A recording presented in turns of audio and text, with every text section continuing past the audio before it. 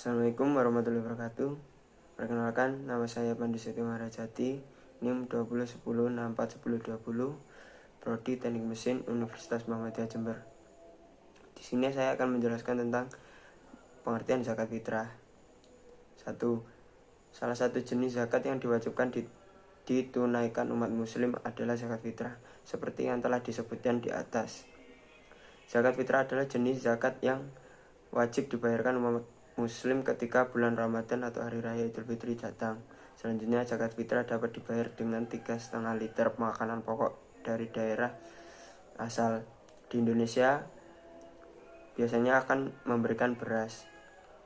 Ada juga yang memberikan biji-bijian, gandum hingga kurma kering untuk diberikan sebagai zakat fitrah. Fungsi zakat fitrah bertujuan mensucikan orang yang berpuasa dari ucapan kotor dan perbuatan dosa. Hal ini dilakukan dengan cara memberikan makanan kepada fakir miskin dengan cara membantu mencukupi kebutuhan fakir miskin. Beberapa zakat fitrah yang sesuai hadis jika dikonversi dalam satuan kilo. Dari Abdullah bin Umar radhiyallahu anhu, beliau mengatakan, Rasulullah SAW mewajibkan zakat fitrah untuk lelaki dan wanita, orang merdeka maupun budak, berupa 1 sah kurma atau 1 sah gandum. Hadis riwayat Bukhari 1511 dan Muslim 2327. Dalam hadis lain dari Abu Sa'id Al-Khudri radhiyallahu anhu, dulu kami menunaikan zakat fitri dengan 1 sah bahan makanan atau 1 sah gandum atau 1 sah kurma atau 1 sah keju dan 1 sah anggur. Hadis riwayat Bukhari dan Muslim. Dalam hadis ini disebutkan secara tegas bahwa kadar zakat fitrah adalah 1 sah bahan makanan. Apa itu 1 sah?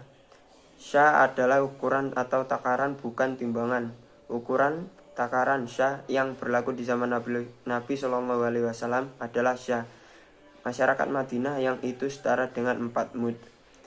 1 mud adalah ukuran 1 cukupan penuh 2 telapak tangan normal yang digabungkan. Dengan demikian, 1 sah adalah 4 kali cakupan penuh 2 telapak tangan normal yang digabungkan.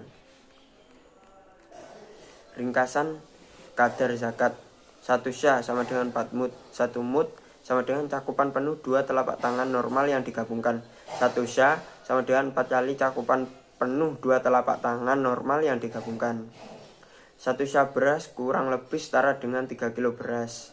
1 sah gandum kurang lebih setara dengan 3 kilo gandum. 2. Zakat fitrah dengan uang.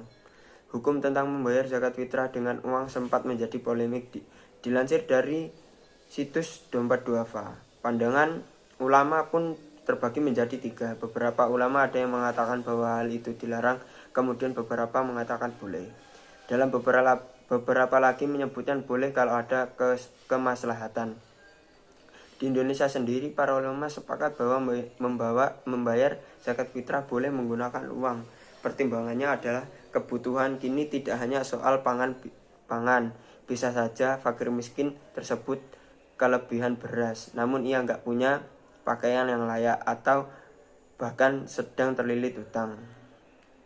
Atas pertimbangan tersebut, maka umat muslim diperbolehkan untuk membayar zakat fitrah dengan uang.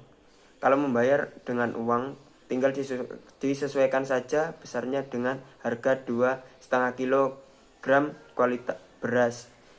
Siapa saja yang berhak menerima zakat? Golongan fakir miskin, mereka yang mampu memenuhi kehidupan sehari-harinya. Golongan miskin, mereka yang memiliki uang sedikit namun hanya cukup untuk memenuhi kebutuhan sehari-hari. Amil, orang-orang yang mengurusi zakat mulai dari penerimaan hingga penyaluran. Mu'alaf, orang yang baru masuk Islam. Budak, zakat bisa diberikan dalam rangka membebaskan budak. Gharim, orang yang memiliki utang. Sabilillah, orang-orang yang bekerja untuk kepentingan banyak orang, misal tenaga pendidik, tenaga kesehatan, panti asuhan, pendakwah. Musafir, orang yang sedang menempuh perjalanan jauh.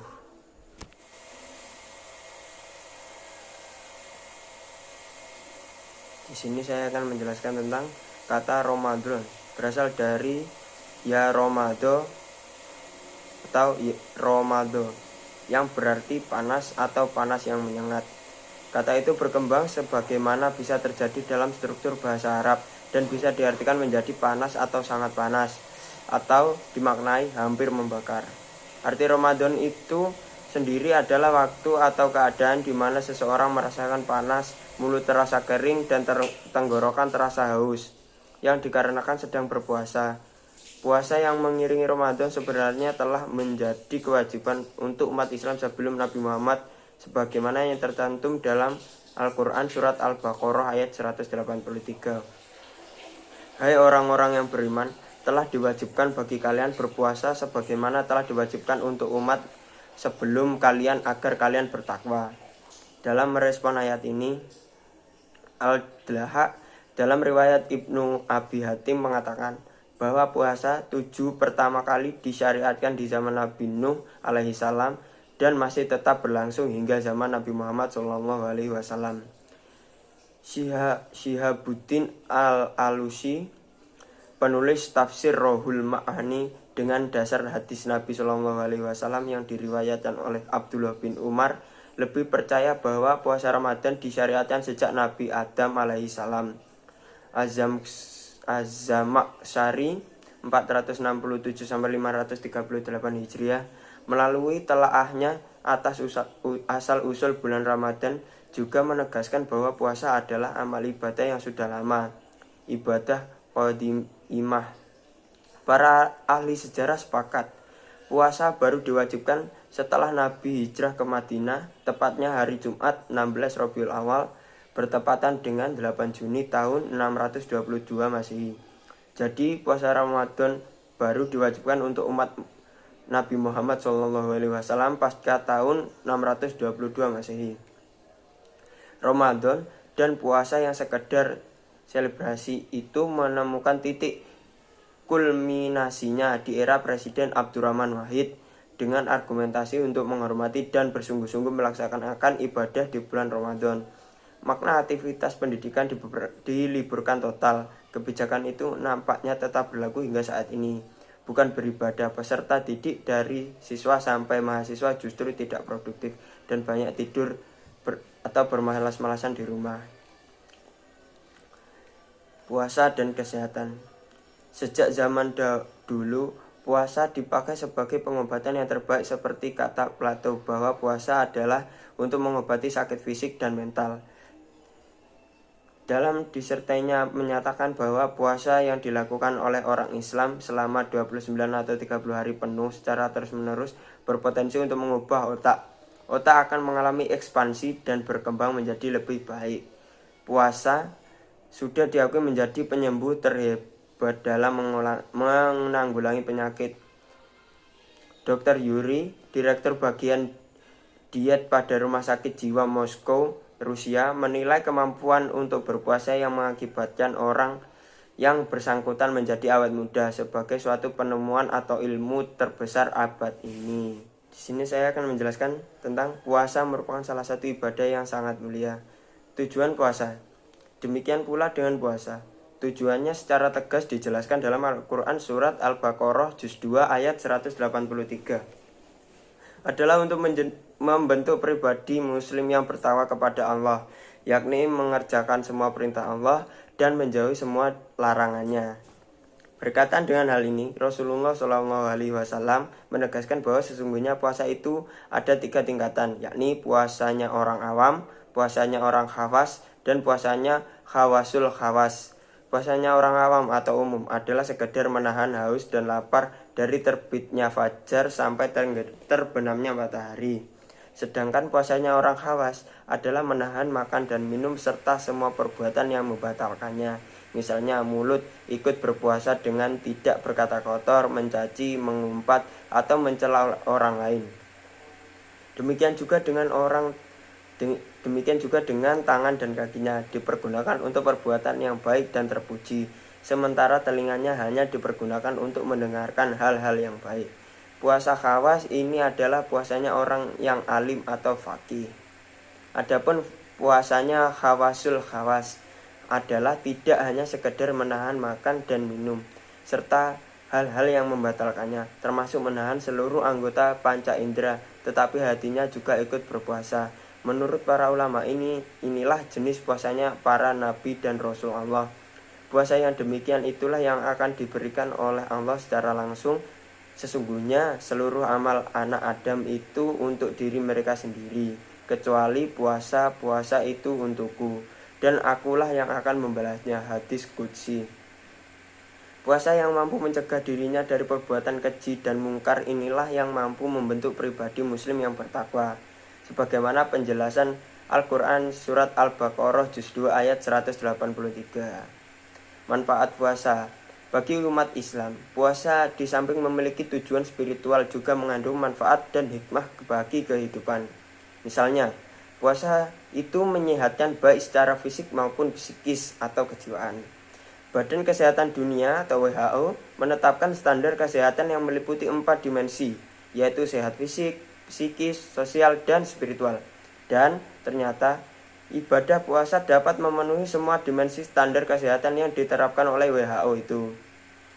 Bahkan Dr. Alexis Carrel tahun 1873 sampai 1944 yang pernah meraih hadiah Nobel 2 kali menyatakan apabila pengabdian, sholat, puasa, dan doa tulus kepada Sang Maha Pencipta disingkirkan dari tengah kehidupan bermasyarakat, itu artinya kita telah menandatangani kontrak bagi kehancuran masyarakat tersebut.